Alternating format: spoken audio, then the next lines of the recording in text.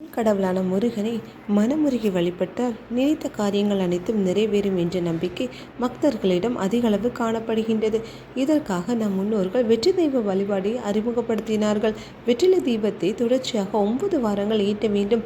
மனமுருகி வெற்றிலை தீபம் ஏற்றி முருகனை வழிபடும் போது நினைத்த காரியங்கள் நிச்சயம் நிறைவேறும் என்பது நமது ஐதீகம்.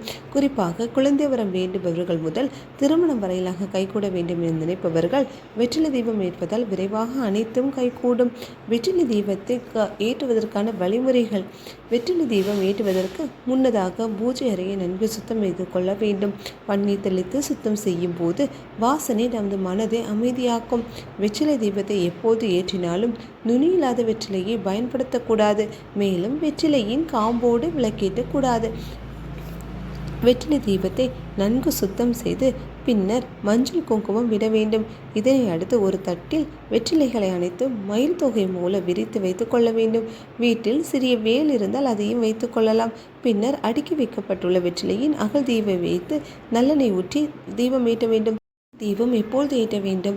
வெற்றிலை தீபம் முருகனுக்கு பிடித்த நாளாக செவ்வாய்க்கிழமை ஏற்றுவது மிகவும் சிறந்தது. வெற்றிலை தீபம் ஏற்றுவதற்கு செவ்வாய் ஓரையை தேர்ந்தெடுக்க வேண்டும். அதாவது காலை 6 மணியிலிருந்து 7 மணி வரை, மதியம் 1 மணியிலிருந்து 2 மணி வரையிலும், மாலையில் 4 மணியிலிருந்து 7 மணி வரைக்கும் விளக்கேற்றுவது சிறந்தது. இவ்வாறு ஏற்றினால் நீங்கள் நினைத்த காரியம் கண்டிப்பாக உங்களுக்கு கைகூடும்.